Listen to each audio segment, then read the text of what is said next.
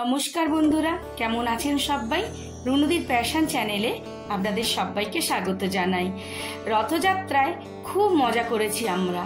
আর এখানে রথের জগন্নাথ দেবের 51 রকম ভোগ রান্না করা হয়েছিল, তার কিছুটা সাজিয়ে আপনাদের দেখানো হলো। রথের দিন আমাদের গ্রামে কত সুন্দরভাবে আমরা রথ নিয়ে বেরোই আর আনন্দ করি। এটা হচ্ছে আমার ননদের বাড়ির রথের অনুষ্ঠান।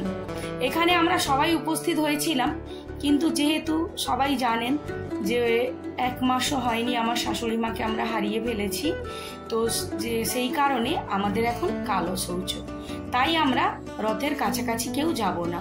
তাই এই দেখুন আমার ভাসুর ছেলের বৌমা, আমার ননদের বৌমা, আর আমার ননদ, আমার ননদের মেয়ে, আমার ছেলে, আমার ননদের ছেলে, আর গোটা পাড়া সবাই মিলে ওরা রথ নিয়ে বেরিয়ে পড়েছে। রথ প্রথমে যাবে মাসির বাড়ি। এখন সোজা রথটা দেখাচ্ছি, এই একই ভিডিওতে আবার উল্টো রথের ভিডিওটাও থাকবে। সোজা রথ রথ এখন তার মাসির বাড়ি যাচ্ছে, আবার মাসির বাড়ি থেকে ফিরবে। সেই দিন 51 রকমের ভোগ রান্না করেছিল আমার ননদের মেয়ে এবং ননদের বৌমা, আর খুব দুর্দান্ত রান্না ওরা করেছিল।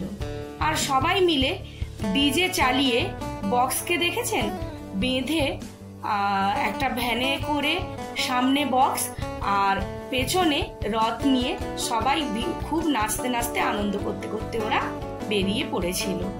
বাচ্চা থেকে বড়রা সবাই খুব নাচানাচি করেছিল এবং ভীষণ রকমের আনন্দ করছিল। আর এইটা হচ্ছে সোনাপেতিয়া টোল ট্যাক্স। এখানে সমস্ত গাড়ি যাওয়া এবং আসার পথে টোল দিয়ে যাওয়া আসা করে, সরকারকে শুল্ক জমা দেয়। তো এই সোনাপেতিয়া টোল ট্যাক্সের এখানেই আমার ননদের বাড়ি।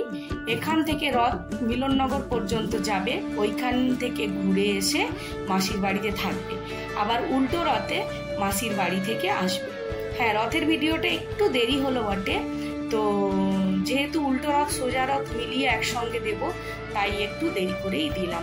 টোল ট্যাক্সে সবাই জটলা করে দাঁড়িয়ে রয়েছে, গাড়ির ফাঁক দিয়ে রথটাকে আস্তে আস্তে করে টেনে নিয়ে ওরা মিলননগর পর্যন্ত যাবে। সবাই এত আনন্দ করছে, আমাদেরও রথের কাছে যাওয়ার খুব ইচ্ছে ছিল, কিন্তু কি আর করা যাবে, প্রবলেম ঘটেছে, সেই কারণে আমরা আর যেতে পারলাম না। তো দূর থেকেই আমরা আনন্দ উপভোগ করলাম। দেখুন বাতাসা ছড়ানো হচ্ছে, আর সাথে সাথে ছেলেপুলেগুলো কি দুর্দান্ত নাচানাচি করছে। যেহেতু জানেন কপিরাইটের ব্যাপার থাকে, গানগুলো দিতে পারবো না, তাই গানটা আমি আর দিলাম না, কিন্তু খুব দুর্দান্ত দুর্দান্ত গান ওরা বাজাচ্ছিল। গ্রামের সরু রাস্তা, মেঠো পথ ধরে রথ সুন্দরভাবে এগিয়ে চলেছে মাসির বাড়ির উদ্দেশ্যে, আর বক্সে দুর্দান্ত গানগুলোও বাজছে। সব যত পাড়ার বউরা ছিল, মেয়েরা, বাচ্চারা, ছেলেরা, বয়স্ক মানুষরা সবাই মিলে আনন্দ করতে করতে রথের আগে আগে পেছনে পেছনে হেঁটে চলেছে।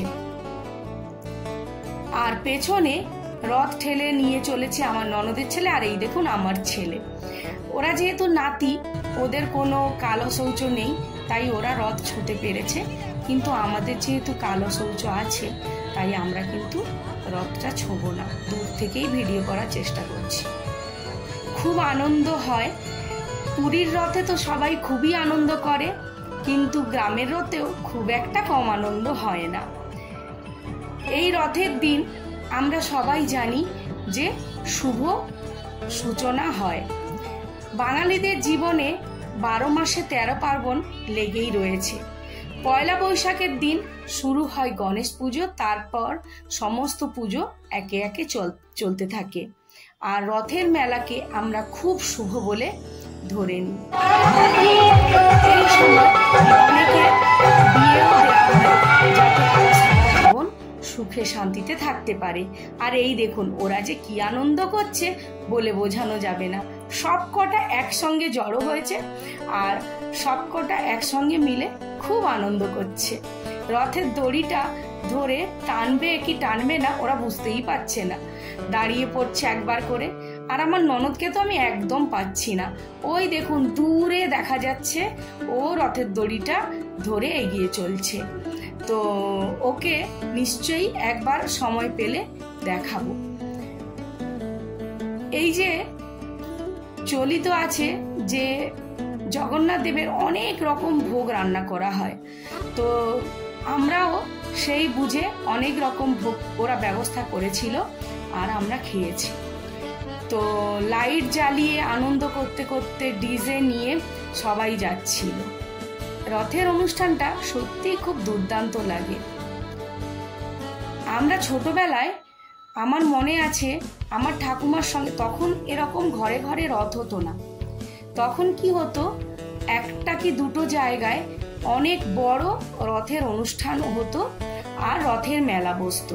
এই রথের মেলার মেল আকর্ষণ ছিল জিলিপি আর পাঁপড় ভাজা, আর কত ধরনের যে গাছ বিক্রি হতো বলে বোঝাতে পারবো না। তখন আমরা দেখতাম কলম করে সুপুরি গাছ, আম গাছ, ছোট্ট ছোট্ট আম গাছে একদিকে মুকুল, একদিকে আম, আবার একদিকে পাকা আম, এরকম ধরনের গাছ বিক্রি হচ্ছে। ছোটবেলায় আমরা দেখেছি ডিমারি রথ ছিল খুব বিখ্যাত। তখন আশেপাশে কোনো রথই হতো না। এখন যেমন সব বাচ্চারা আনন্দ করে নিজেদের বাড়িতে রথের অনুষ্ঠান শুরু করে। ওরা রথের স্নান যাত্রা হওয়ার পর জগন্নাথ দেবের জ্বর আসে, সেই সমস্ত কিছু নিয়ম কিন্তু আমার ননদের বাড়িতে পালন করা হয়। আর সমস্ত নিয়মের পর রথযাত্রাটাও খুব আনন্দ করে কিন্তু ওরা করে। আমরা কোনোবারেই ওদের বাড়ি আসতে পারি না, তবে এইবারটা আমরা ওদের বাড়িতে কিন্তু ছিলাম। খুব আনন্দ হয়েছে। আর যদি ভিডিওতে আমরা সামনে আসতে পারতাম আরও ভালো লাগতো, কিন্তু যেহেতু রথের কাছাকাছি আমরা যাব না, তাই আর সামনে আসলাম না। ছোটবেলায় যখন রথ হতো মনে আছে, ঠাকুমার সঙ্গে ওই রথের মেলা আমরা যেতাম। কখন ঠাকুমা আমাদের একটু জিলিপি আর পাঁপড় ভাজা কিনে দেবে, সেই আনন্দে বসে থাকতাম। আমরা অনেক দূর পর্যন্ত হেঁটে হেঁটেই কিন্তু যাতায়াত করতাম। তখন অত গাড়ি ঘোড়াতেও আমরা চড়তাম না। এখন যেমন গাড়ি ছাড়া এক পাও চলতেও পারি না, তখন কিন্তু আমাদের শরীরটা অনেক স্ট্রংই ছিল। তো যাই হোক, এইভাবে রথের অনুষ্ঠানটা আমরা খুব ভালোভাবেই এনজয় করলাম। আপনারাও নিশ্চয়ই এনজয় করছেন।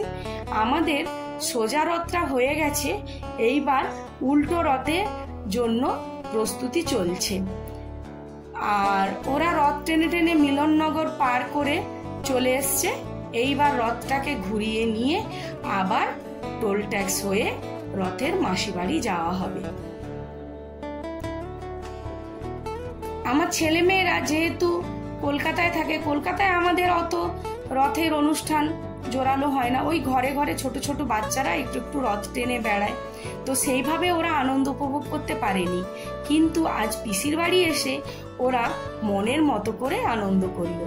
আমার ননদকে আমি এখনো দেখতে পেলাম না, ভিড়ের মধ্যে কোথায় মিশে গেছে। কাছাকাছি এলে নিশ্চয়ই দেখাবো। তো ভিডিওটা নিশ্চয়ই আপনাদের ভালো লেগেছে। যদি ভালো লাগে তাহলে একটি লাইক দেবেন, আর যদি আমার চ্যানেলে নতুন বন্ধু হয়ে থাকেন তাহলে প্লিজ প্লিজ প্লিজ বন্ধু আমার চ্যানেলটা সাবস্ক্রাইব করবেন। সবাই ভালো থাকবেন, সুস্থ থাকবেন, সাবধানে থাকবেন। রথের অনুষ্ঠানটা সবার জন্যে খুব শুভ হোক এবং সবার দিনগুলো খুব ভালোভাবে কাটুক এবং আনন্দে ভরে উঠুক। তো যাই হোক, দেখতে দেখতে সন্ধেও হয়ে গেল। রথ এবার মাসির বাড়িতে পৌঁছে যাবে। আর শেষে মনে হয় আমি ওকে দেখতে পাচ্ছি, ওই দূরে ও আসছে। এই যে এই চারটে একসঙ্গে রয়েছে, আর আমার ননদকে এইবার আপনাদের দেখাবো। সবাই ভালো থাকবেন, সাবধানে থাকবেন। টাটা করো, বাই বাই সবাইকে।